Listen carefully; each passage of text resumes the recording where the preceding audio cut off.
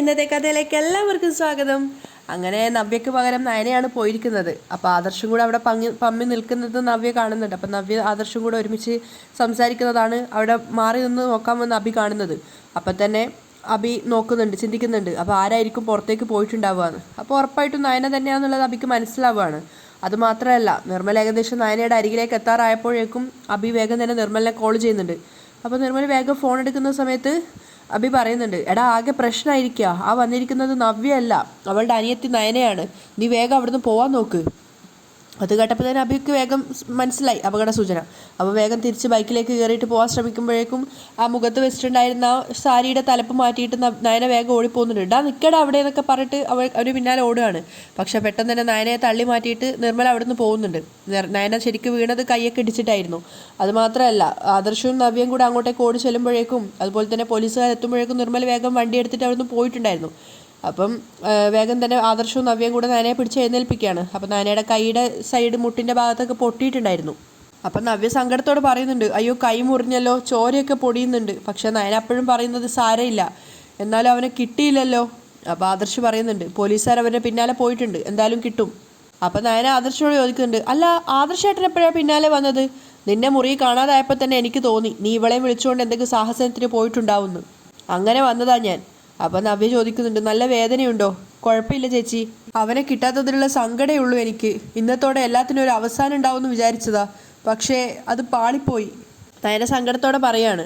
അപ്പോൾ അഭി ഇവിടുന്ന് വിചാരിക്കുന്നുണ്ട്, ഷേ എല്ലാം കൊളായി. അതേസമയം മുത്തശ്ശനും മുത്തശ്ശിയും കൂടി ഹാളിലേക്ക് വരികയാണ്. അപ്പം മുത്തശ്ശൻ സംശയത്തോട് ചോദിക്കുന്നുണ്ട്, രാവിലെ 5 മണി കഴിഞ്ഞല്ലോ, നയന മോൾ ഇനിയും എണീറ്റില്ലേ? അപ്പം മുത്തശ്ശി സംശയത്തോട് പറയാണ്, ഇന്ന് മോള് കോലം വരയ്ക്കുന്നത് കണ്ടിട്ടില്ല. എന്തു പറ്റിയടോ? അയാളൊരു ടെൻഷനോട് ചോദിക്കുകയാണ്. അപ്പം പുഞ്ചിരിച്ചുകൊണ്ട് മുത്തശ്ശി പറയുന്നുണ്ട്, കുട്ടികളല്ലേ, അവർ ചില ദിവസങ്ങളിൽ താമസിച്ചിട്ടൊക്കെ എഴുന്നേൽക്കൂ. അയാളത് അംഗീകരിക്കുന്നുണ്ട്. പക്ഷെ അപ്പോഴേക്കും നയനയും കൂട്ടിക്കൊണ്ട് ആദർശവും നവ്യയും കൂടെ അകത്തേക്ക് വരികയാണ്. നയനയുടെ കൈയൊക്കെ മുറിഞ്ഞ് ചോര വരുന്നുണ്ടായിരുന്നു. നവ്യ പറയുന്നുണ്ട്, അയ്യോ നല്ലോണം ബ്ലഡ് വരുന്നുണ്ട്. അത് കണ്ടപ്പോൾ തന്നെ മുത്തശ്ശി ടെൻഷനോട് ചോദിക്കുകയാണ്, അയ്യോ എന്തു പറ്റി? ആദർശനോട് ചോദിക്കുകയാണ്, എന്തു പറ്റിയടാ? അപ്പോഴേക്കും ദേവയാനി ജലജയൊക്കെ അങ്ങോട്ടേക്ക് വരികയാണ്. മോളുടെ കൈ മുറിഞ്ഞല്ലോ, മുത്തശ്ശി സങ്കടത്തോട് ചോദിക്കുകയാണ്. അപ്പം നയനയാണ് വേദന കടിച്ചമർത്തി അവിടെ നിൽക്കുന്നുണ്ട്. അപ്പം ആദർശം എന്താ പറയേണ്ടത് അറിയാതെ അത് എന്നൊക്കെ പറഞ്ഞ് ഇങ്ങനെ കള്ളത്തരം പറയാൻ വേണ്ടി ആലോചിക്കുകയാണല്ലോ. അപ്പം മുത്തശ്ശൻ ചോദിക്കുന്നുണ്ട്, ചോദിച്ചത് കേട്ടില്ലേ? 3 പേരും കൂടെ രാവിലെ തന്നെ എവിടെ പോയി വരികയാണെന്ന്. അത് മുത്തശ്ശ ഞങ്ങൾ എന്നൊക്കെ പറഞ്ഞ് ഇങ്ങനെ പമ്മി കളിക്കുകയാണ് ആദർശ്. അപ്പം ജലജ നവ്യയോട് ചോദിക്കുന്നുണ്ട്, എന്ത് പറ്റിയടി? അത് ഞങ്ങൾ എന്ന് പറഞ്ഞ് നവ്യ അങ്ങനെ പരുങ്ങുകയാണ്. അപ്പോൾ ആദർശ് പെട്ടെന്ന് ഒരു കള്ളം കിട്ടിയൊരു ആ ഒരു സന്തോഷത്തിൽ പറയുന്നുണ്ട്, 4 മണിക്ക് ഞാൻ നടക്കാൻ പോയ സമയത്ത് നയന എൻ്റെ ഒപ്പം വരണമെന്ന് പറഞ്ഞു. ഞങ്ങൾ പുറത്തേക്ക് ഇറങ്ങിയപ്പോഴാണ് നവ്യ വന്നത്. അപ്പോൾ നവ്യക്കും ഞങ്ങൾക്കൊപ്പം വന്നാൽ കൊള്ളാമെന്ന് പറഞ്ഞു. അങ്ങനെ ഞങ്ങൾ 3 പേരും കൂടി നടക്കാൻ പോയതാ. അപ്പോൾ അത് തൃപ്തികരമല്ലാത്തൊരു മറുപടി ആയതുപോലെ എല്ലാവരുടെയും മുഖത്തൊരു സംശയം ഉണ്ടായിരുന്നു. അപ്പം മുത്തശ്ശൻ ചോദിക്കുന്നുണ്ട്, എന്നിട്ട് മോൾക്ക് എന്താ പറ്റിയത്? അത് മുത്തശ്ശ, ഞങ്ങൾ ഈ നടന്ന് ക്ഷീണിച്ചപ്പോഴേ ജ്യൂസ് കുടിക്കാൻ വേണ്ടി റോഡ് ക്രോസ് ചെയ്തതാ. ഒരാളുടെ ബൈക്ക് വന്ന് ഇവളെ തട്ടി. അപ്പം നയനെ നവ്യ ആദർശത്തിനെ നോക്കി നിൽക്കുകയാണ്. അപ്പം മുത്തശ്ശൻ ചോദിക്കുന്നുണ്ട്, എന്നിട്ട്? വലിയ കുഴപ്പമൊന്നുമില്ല, അവളുടെ കൈയുടെ തൊലി ചെറുതായിട്ടൊന്ന് പോയി.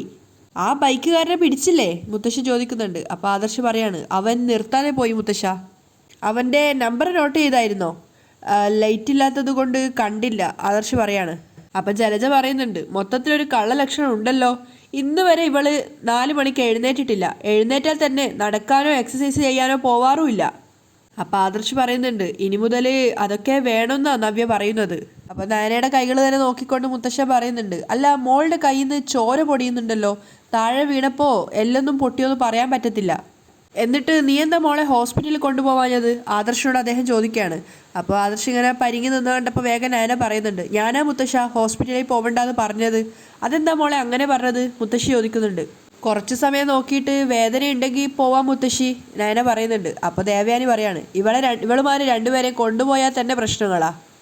അപ്പം മുത്തശ്ശൻ ദേഷ്യത്തോട് ചോദിക്കുന്നുണ്ട്, അതുകൊണ്ട് ഇപ്പോൾ ആർക്കാ പ്രശ്നങ്ങൾ ഉണ്ടായത്? ആദർശനല്ലല്ലോ, മോൾക്കല്ലേ?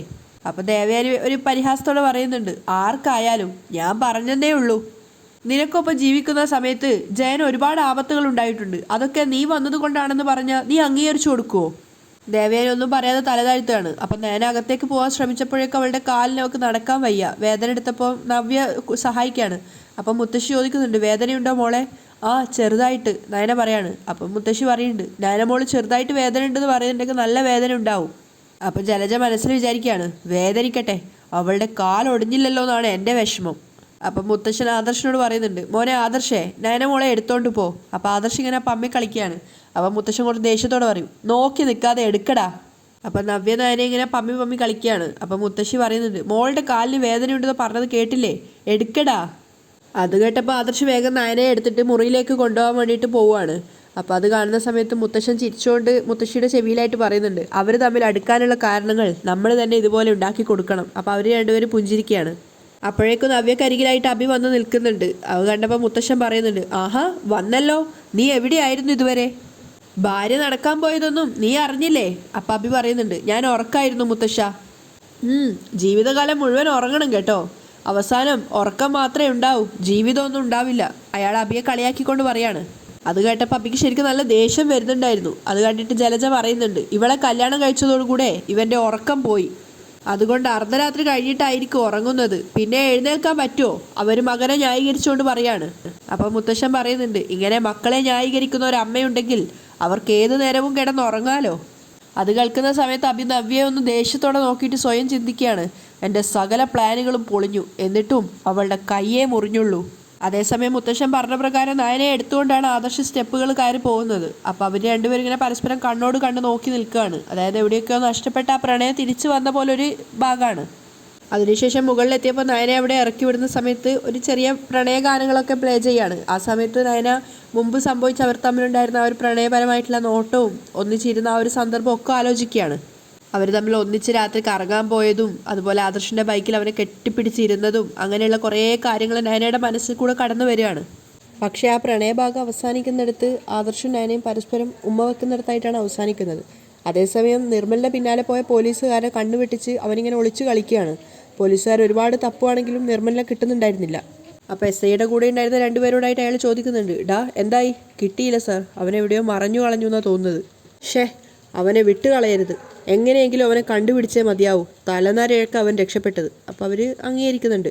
എന്തായാലും ആദർശിനൊരു മെസ്സേജ് ഇടാം. എന്നിട്ട് അയാൾ ഫോൺ എടുത്ത് ആദർശിന് വാട്സപ്പ് ചെയ്യുകയാണ്, ആദർശ് അവൻ രക്ഷപ്പെട്ടു, എങ്ങനെയായാലും ഞങ്ങൾ അവനെ പൊക്കിയിരിക്കും, അവനെ കിട്ടിക്കഴിഞ്ഞാൽ ഉടനെ അറിയിക്കാം. എന്നിട്ട് ബാക്കിയുള്ള പോലീസുകാരെയും വിളിച്ചുകൊണ്ട് അയാൾ അവിടെ നിന്ന് പോവുകയാണ്. അതിനുശേഷമാണ് നിർമ്മല അവിടെ നിന്ന് എഴുന്നേറ്റ് വരുന്നത്. അപ്പം നിർമ്മല വിചാരിക്കുന്നുണ്ട്, തൽക്കാലം രക്ഷപ്പെട്ടു, ഇനി ഈ കളിയുമായിട്ട് മുന്നോട്ട് പോവാതിരിക്കുന്നതാണ് നല്ലത്. അതേസമയം ആദർശും നയനയും മുറിയിലാണുള്ളത്. കൈയുടെ നീറ്റിലൊക്കെ ഇങ്ങനെ നോക്കിക്കൊണ്ട് നിൽക്കുകയാണ് നയന. അപ്പോൾ ആദർശ് ചിരിച്ചുകൊണ്ട് പറയുന്നുണ്ട്, നീ ജനിച്ച പിന്നെ നിൻ്റെ അച്ഛനും അമ്മയും ഇതുപോലെ നിന്നെ എടുത്തിട്ടുണ്ടാവില്ല. അപ്പം പുഞ്ചിരിച്ചുകൊണ്ട് നയനയും പറയുന്നുണ്ട്, കൈക്ക് നല്ല വേദനയുണ്ടെങ്കിലും ഈ പ്രായത്തിൽ ഒരാൾ എടുക്കുക എന്ന് പറയുന്നത് നല്ല സന്തോഷമുള്ള കാര്യമാണ്. നിനക്ക് ഹോസ്പിറ്റലിൽ വല്ലതും പോകണോ? ആദർശ് ചോദിക്കുന്നുണ്ട്. അപ്പം നയന പറയുന്നുണ്ട്, വേണ്ടാന്ന് പറഞ്ഞല്ലോ, എനിക്ക് മറ്റസുഖങ്ങളൊന്നുമില്ല, ഷുഗറൊന്നും അടുത്തൂടെ കൂടെ പോയിട്ടില്ല, അതുകൊണ്ട് പെട്ടെന്ന് കരിയും, അത്യാവശ്യം ഫസ്റ്റ് എയ്ഡിനുള്ള മരുന്നൊക്കെ ഇവിടെ തന്നെ ഉണ്ട്, അതുകൊണ്ട് തൽക്കാലം ഇത് വെച്ച് മുറിവൊന്ന് ക്ലീൻ ചെയ്യാം എന്ന് പറഞ്ഞുകൊണ്ട് ആദർശ് ഫസ്റ്റ് എയ്ഡ് ബോക്സും കൊണ്ട് നയനക്കരികിൽ വന്നിരിക്കുകയാണ്. പക്ഷേ ആദർശ് മുറിവിനുള്ള മരുന്നെടുക്കുന്ന കണ്ടപ്പോൾ തന്നെ നയന പേടിയോടെ പറയുന്നുണ്ട്, അയ്യോ അത് വേണ്ട, നല്ല നീറ്റലാ, മുറിവിനുള്ള മരുന്ന് പുരട്ടിയാൽ മതി. അപ്പോൾ ആദർശ് ചിരിച്ചുകൊണ്ട് പറയുന്നുണ്ട്, നീ മറ്റുള്ളവരുടെ മനസ്സിൽ നീറ്റലൊക്കെ ഉണ്ടാക്കുന്നതല്ലേ, അതുകൊണ്ട് കുറച്ച് നീറ്റൽ സഹിക്കണം. അത് കേട്ടപ്പോൾ നയന ചെറിയ കുട്ടികളെപ്പോലെ ഇങ്ങനെ കുറുമ്പ് കാട്ടിയിരിക്കുകയാണ്. അപ്പോൾ ആദർശ് പറയുന്നുണ്ട്, ആരോടും പറയാതെ അവൾ ചേച്ചിയെയും വിളിച്ചുകൊണ്ട് ഒരു പോക്കായിരുന്നു മറ്റുള്ളവർ ഉറങ്ങിക്കിടക്കുന്ന സമയത്ത്. അപ്പോൾ നയന കുറുമ്പോടെ ചെറിയ കുട്ടികളെപ്പോലെ പറയുന്നുണ്ട്, മനഃപൂർവ്വം അങ്ങനെ പോയത്, ആദർശേട്ടൻ അവിടെ വന്നില്ലായിരുന്നെങ്കിൽ അവനെ ഞാൻ പിടിച്ചേനെ. പിടിക്കും, അവനെ തള്ളിയിട്ടപ്പോൾ കയ്യും കാലും ഒടിയാഞ്ഞത് ഭാഗ്യം. ആദർശ് കളിയാക്കിക്കൊണ്ട് പറയാണ്. ഇപ്പം ഇത്രയല്ലേ സംഭവിച്ചുള്ളൂ. അതൊക്കെ കേൾക്കുമ്പോൾ ഒരു ചെറിയ കുട്ടിയെപ്പോലെ നയന ഇങ്ങനെ കേട്ടിരിക്കുകയാണ്. അപ്പം നയന പറയുന്നുണ്ട്, ഇനിയേ അവൻ ഈ പരിസരത്ത് വരില്ല, അവനിപ്പോൾ നാട് വിട്ട് കാണും. ആദർശേട്ടനോട് പറഞ്ഞതുകൊണ്ടേ അത് മാത്രം പ്രയോജനം. കൈ തന്നെ എന്ന് പറഞ്ഞുകൊണ്ട് ആദർശ് നയനയുടെ കൈ എടുത്തിട്ട് അവിടുത്തെ മുറിവ് ഇങ്ങനെ മരുന്ന് പുരട്ടുകയാണ്. അപ്പോൾ അതിനെ നീറ്റിൽ കൊണ്ട് നയന ഇങ്ങനെ വേദനിച്ച് പൊളയാണ്. മനഃപൂർവ്വം വേദനിപ്പിക്കുകയാണല്ലേ. അപ്പോൾ ആദർശ് പറയുന്നുണ്ട്, അത് ഈ സ്പിരിറ്റ് വെച്ചാൽ കുറച്ച് വേദനയൊക്കെ ഉണ്ടാവും, അതുകൊണ്ടല്ലേ ഞാൻ സ്പിരിറ്റ് വേണ്ടാന്ന് പറഞ്ഞത് നയന പറയുന്നുണ്ട്. അപ്പോൾ ദേഷ്യത്തോട് ആദർശ് പറയുന്നുണ്ട്, അങ്ങനെ പറഞ്ഞാൽ പിന്നെ മുറിവ് കരിയണ്ടേ. ആദർശ് തൻ്റെ കയ്യിലുള്ള മുറിവിന് മരുന്ന് വെക്കുന്നത് നയനെ ഇങ്ങനെ സ്നേഹത്തോടെ നോക്കി നിൽക്കുകയാണ്. അപ്പോൾ ആദർശ് പറയുന്നുണ്ട്, നിൻ്റെ എല്ലിന് വല്ല പൊട്ടലുണ്ടോ എന്ന് എക്സ്റേ എടുത്താലേ അറിയാൻ പറ്റൂ. അപ്പോൾ നയന പറയാണ്, പൊട്ടലുണ്ടെങ്കിൽ നീര് വെക്കും, വേദന പോവത്തില്ല. അപ്പോൾ ആദർശ് ഇങ്ങനെ തടവും നയന വേദന കൊണ്ട് പൊളയാണ്. ഒന്ന് പയ്യേ, 4-5 പേരുടെ കരുത്തുണ്ട് ആ കൈക്ക്. അപ്പോൾ ആദർശ് പറയുന്നുണ്ട്, അത് മനസ്സിലാക്കാതെയാണല്ലോ നീ ഓരോന്ന് പെരുമാറുന്നതും പ്രവർത്തിക്കുന്നതും. അത് കേട്ടപ്പോൾ നയന ഇങ്ങനെ ആദർശനെ തന്നെ നോക്കി നിൽക്കുകയാണ്. നയനയുടെ ശബ്ദമൊന്നും കേൾക്കാഞ്ഞപ്പോൾ ആദർശം അവളെ നോക്കുന്നുണ്ട്. അപ്പം നയന മനസ്സിൽ വിചാരിക്കുകയാണ്, ഇങ്ങനെ ആത്മാർത്ഥതയോടുകൂടി എൻ്റെ ഭർത്താവിനെ സ്നേഹിച്ചിരുന്നെങ്കിൽ എനിക്ക് മറ്റൊന്നും വേണ്ടായിരുന്നു. അപ്പോൾ ഒരുപാട് നേരം അങ്ങനെ നോക്കി നിൽക്കാനാവാത്തതുകൊണ്ട് തന്നെ ആദർശ് ചോദിക്കുന്നുണ്ട്, ഇപ്പോൾ നിനക്ക് ആശ്വാസം ഉണ്ടല്ലേ? അത് പിന്നെ പറയണോ? ചിരിച്ചുകൊണ്ട് ആദർശം നോക്കിക്കൊണ്ട് നയന പറയാണ്. അപ്പം അതിനുശേഷം അവളുടെ കൈകൾ അവിടെ ഭദ്രമായിട്ട് ശരിക്കും ലെവലിലാക്കി വെച്ചു കൊടുക്കുകയാണ് ആദർശ്. അപ്പം നയന പറയുന്നുണ്ട്, അതെ എനിക്കൊരു സംശയമുണ്ട്. അത് കേട്ടുകൊണ്ടാണ് അഭി അവരുടെ മുറിയുടെ അടുത്തേക്കൂടെ വരുന്നത്. അപ്പോൾ എന്താ സംസാരിക്കുന്നത് കേൾക്കാൻ വേണ്ടിയിട്ട് അഭി അവിടെ മനഃപൂർവ്വം നിൽക്കുകയാണ്. സാധാരണ ഇങ്ങനെ ബ്ലാക്ക് മെയിൽ ചെയ്യുന്നത് പണത്തിന് വേണ്ടിയായിരിക്കില്ലേ? എന്നാൽ ഇവിടെ നിർമ്മൽ ഇതുവരെ പണത്തിനൊന്നും ആവശ്യപ്പെട്ടിട്ടില്ല. അത് കേട്ടപ്പോൾ അഭി ഒന്നുകൂടെ കാതു കൂർപ്പിക്കുകയാണ്. അപ്പോൾ ആദർശ് ദേഷ്യത്തോടെ ചോദിക്കുന്നുണ്ട്, എന്താ ഇനി പണം ആവശ്യപ്പെടണോ? അപ്പം നയന പറയാണ്, ഒരിക്കലുമല്ല. എന്നാൽ ഇതിൻ്റെ പിന്നിൽ മറ്റാരോ ഉണ്ടെന്നാണ് എൻ്റെ വിശ്വാസം. അപ്പം ആദർശവും അഭിയും ഒരുപോലെ തന്നെ രണ്ട് സ്ഥലത്തുനിന്നായിട്ട് ഇങ്ങനെ ചിന്തിക്കുകയാണ്. നയന പറഞ്ഞതിൽ കാര്യമുണ്ടല്ലോ എന്നുള്ള അർത്ഥത്തിൽ. അപ്പം നയന പറയുന്നുണ്ട്, എന്നാൽ ഇതിന് പിന്നിൽ മറ്റാരോ ഉണ്ടെന്ന് എനിക്ക് നല്ല ഉറപ്പുണ്ട്. അതാരാണെന്ന് കണ്ടെത്തണം. അപ്പോൾ ആദർശ് പറയുന്നുണ്ട്, അതുതന്നെയാണല്ലോ മുത്തശ്ശനും പറഞ്ഞുകൊണ്ടിരിക്കുന്നേ, പോലീസിൽ പരാതിപ്പെടണമെന്നും എത്രയും പെട്ടെന്ന് പ്രതി ആരാണെന്ന് കണ്ടെത്തണമെന്നും. അത് കേട്ട സമയത്ത് അഭി വേഗം അവിടുന്ന് പോവുകയാണ്. അപ്പം നയന ആദർശിനോട് പറയുന്നുണ്ട്, പ്രതിയെ നമുക്കറിയാവുന്ന ആരോ ആണെന്ന് എനിക്ക് സംശയമുണ്ട്. അപ്പോൾ ആദർശ് ചോദിക്കുന്നുണ്ട്, ദേ വെറുതെ നീ സംശയം വെച്ച് നിൽക്കാതെ അതാരാണെന്ന് പറയാൻ നോക്ക്. അതാരാണെന്ന് പറയണമെങ്കിൽ കുറച്ചുകൂടി മുന്നോട്ട് പോകാനുണ്ട്, നയന പറയാണ്. അപ്പോൾ ആദർശ് ദേഷ്യത്തോടെ പറയാണ്, അവളുടെ ഒരു ഇൻവെസ്റ്റിഗേഷൻ. എടി, അവൻ പണം തട്ടാനൊന്നുമല്ല നോക്കുന്നത്. അവളെ സ്നേഹിച്ചവനാണ് ഈ നിർമ്മൽ. അതുകൊണ്ട് അവന് മറ്റു ചില ഉദ്ദേശങ്ങളൊക്കെ ആയിരിക്കും. അതൊക്കെ പിന്നീടല്ലേ അറിയാൻ പറ്റൂ. രാവിലെ ആയപ്പോൾ അസ്വസ്ഥതയോടുകൂടി ഇരിക്കുകയാണ് നവ്യ. അപ്പോഴാണ് ഫോണിലേക്ക് മെസ്സേജ് ടോൺ വരുന്നത്. എടുത്തു നോക്കിയ സമയത്ത് നിർമ്മലിൻ്റെ മെസ്സേജാണ്. അവൻ്റെ മെസ്സേജാണല്ലോ എന്ന് പറഞ്ഞിട്ട് നവ്യ ഇങ്ങനെ ടെൻഷൻ അടിച്ചിരിക്കുമ്പോഴാണ് നയന അതുവഴി പാസ് ചെയ്ത് പോകുന്നത്. നയനെ, എന്താ ചേച്ചി? അവൻ്റെ മെസ്സേജാണ് എന്ന് പറഞ്ഞുകൊണ്ട് നവ്യ മെസ്സേജ് കാണിച്ചു കൊടുക്കുകയാണ്. എന്താ ചേച്ചി? അവന് 10 ലക്ഷം രൂപ വേണമെന്നാണ് പറയുന്നത്. നവ്യ ടെൻഷനോടുകൂടി പറയാണ്. അപ്പോഴേക്കും ആദർശ് അങ്ങോട്ടേക്ക് വന്നപ്പം നയന പറയുന്നുണ്ട്, ആദർശ് ഏട്ടാ, ദേ അവൻ്റെ മെസ്സേജ് വന്നെന്ന്, അവന് 10 ലക്ഷം രൂപ വേണമെന്നാണ് പറയുന്നതെന്ന്. അപ്പോൾ ആദർശ് അടുത്ത് വന്നപ്പോൾ നയന പറയുന്നുണ്ട്, ഈ വീട്ടിനകത്ത് തന്നെയാണ് യഥാർത്ഥ പ്രതികളുള്ളത്, യഥാർത്ഥ ചാരന്മാരുള്ളത്. എന്ന് വെച്ചാൽ ആദർശ് ചോദിക്കുകയാണ്, ഇന്നലെ നമ്മൾ രണ്ടുപേരും സംസാരിച്ചതേ ഉള്ളൂ, ബ്ലാക്ക് മെയിൽ ചെയ്യുന്നവൻ പണം ആവശ്യപ്പെടുന്നില്ല എന്ന്.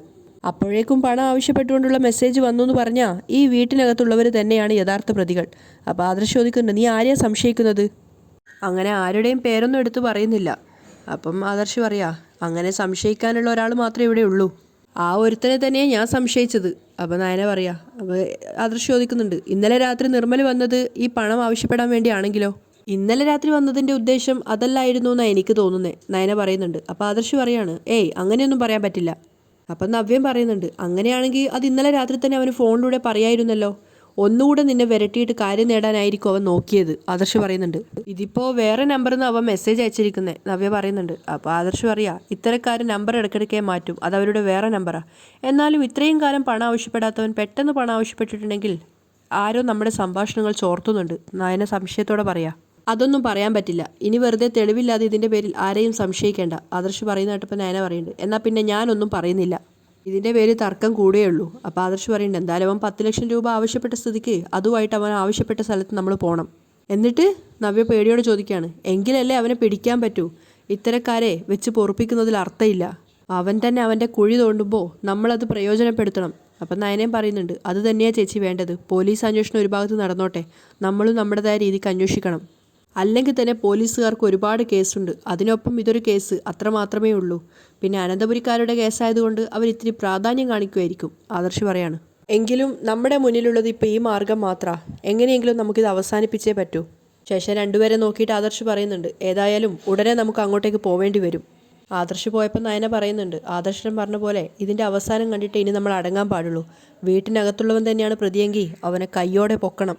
എൻ്റെ സംശയം അധികമൊന്നും തെറ്റാറില്ല, എല്ലാം കഴിയുമ്പോൾ പ്രതി നമ്മൾ ഉദ്ദേശിക്കുന്ന ആൾ തന്നെ ആയിരിക്കും.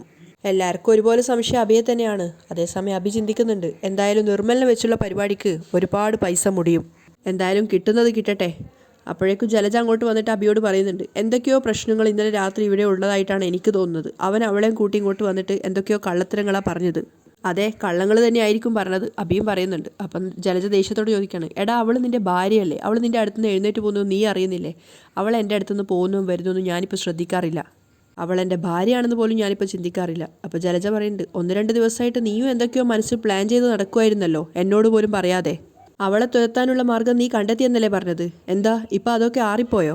അപ്പോൾ അഭി ദേഷ്യത്തോടെ പറയുന്നുണ്ട്, ഈ വീട്ടിൽ നിന്ന് ആദ്യം പുറത്താക്കേണ്ടത് ആ നയന എന്ന് പറയുന്നവളെയാണ്. അവൾ പോയാലേ അവളുടെ ചേച്ചി പിന്നാലെ പോവുള്ളൂ. അപ്പോൾ ജലജയും പറയുന്നുണ്ട്, അത് ഞാൻ നിന്നോട് പറഞ്ഞതല്ലേ, അവളെ തലച്ചോറ് കൊണ്ട് കളിക്കുന്നവളാ. എവിടെയെങ്കിലും നമ്മൾ പരാജയപ്പെടുന്നുണ്ടെങ്കിൽ അതിന് കാരണക്കാരി അവൾ മാത്രം. തലയണ ഗർഭം പിടിച്ചപ്പോഴും മുത്തശ്ശൻ കാല് പിടിക്കുന്നത് പോലെ അവളോട് പറഞ്ഞത് ഇവിടുന്ന് പോവരുതെന്ന്. അപ്പോൾ ജലജ പറയുന്നുണ്ട്, എടാ അവൾ പൂജാമുറിയൊക്കെ ആയിട്ട് നടക്കുന്നവളാണ്. അവൾ ഈ പൂജ നടത്തി എന്തെങ്കിലും നടത്തി അച്ഛനെ ഉൾപ്പെടെയുള്ളവരെല്ലാം തളച്ചു എന്നാണ് എനിക്ക് തോന്നുന്നത്. ഞാനൊരു പുതിയ പ്ലാനുമായിട്ട് മുന്നോട്ട് പോകുമായിരുന്നു, അവിടെയും തടസ്സം നിന്നത് അവളാ. അഭി പറയുന്ന സമയത്ത് ജലജ പറയുന്നുണ്ട്, ഇനി എന്നോട് പറയാതെ ഒരു പ്ലാനിങ് നീ നടത്തരുത്. സ്വന്തം ഭാര്യ കള്ളഗർഭം എന്ന് പറഞ്ഞ് നടന്നപ്പോൾ പോലും മനസ്സിലാക്കാത്തവനാ നീ. അപ്പോൾ അഭിയും പറയുന്നുണ്ട്, ഇവിടെ അമ്മ ഉൾപ്പെടെ പ്രസവിച്ച് ഒരുപാട് പേരുണ്ടല്ലോ, എന്നിട്ട് നിങ്ങൾക്കാർക്കും അത് മനസ്സിലായിട്ടില്ലല്ലോ. അതുകൊണ്ട് അതിന് എന്നെ മാത്രം കുറ്റം പറയണ്ട. നിന്നെ മാത്രമേ ഞാൻ കുറ്റം പറയുള്ളൂ. അവളുമായിട്ടുള്ള കല്യാണത്തിന് ശേഷം നീ നിന്റെ തലക്കകത്ത് ചെളിയാണെന്ന് തെളിയിച്ചുകൊണ്ടിരിക്കുക. ഇപ്പോഴും ഇന്നലെ രാത്രിയത്തെ സംഭവങ്ങളൊക്കെ കൂട്ടിക്കിഴിച്ച് നോക്കുമ്പോൾ എന്തൊക്കെയോ അബദ്ധം നടന്നു എന്ന് ഞാൻ പറഞ്ഞത് അതുകൊണ്ടാണ്. അപ്പോൾ അഭി പറയുന്നുണ്ട്, എനിക്ക് എന്ത് നഷ്ടം വന്നിട്ടുണ്ടെങ്കിലും അത് നികത്താനുള്ള അവസരം എനിക്ക് വന്നു കിട്ടിയിരിക്കുക. അതുകൊണ്ട് അത് ഞാൻ ചെയ്തോളാം. അപ്പോൾ ജലജ പറയുന്നുണ്ട്, എടാ ഒരുത്തൻ അവളുമായിട്ട് കുൽഫി വാങ്ങാൻ പോയിട്ട് പാതിരാത്രി കഴിഞ്ഞിട്ടാണ് കയറി വന്നത്. ഇതിനു മുമ്പ് 10 മണി കഴിഞ്ഞിട്ട് ആരെങ്കിലും വന്നാൽ പുറത്ത് നിർത്തുമായിരുന്നു നിൻ്റെ മുത്തശ്ശൻ. നിനക്കത് അനുഭവമുള്ളതാണല്ലോ. അങ്ങനെയുള്ള അച്ഛനാണ് ഇപ്പോൾ എല്ലാ തോന്നിവാസത്തിനും അവരുടെ കൂടെ നിൽക്കുന്നത് എന്ന് പറഞ്ഞുകൊണ്ട് ജലജ അഭിക്കരികിൽ നിന്നും പോവുകയാണ്. അവിടെയാണ് ഇന്നത്തെ എപ്പിസോഡ് വൈൻഡപ്പ് ചെയ്യുന്നത്.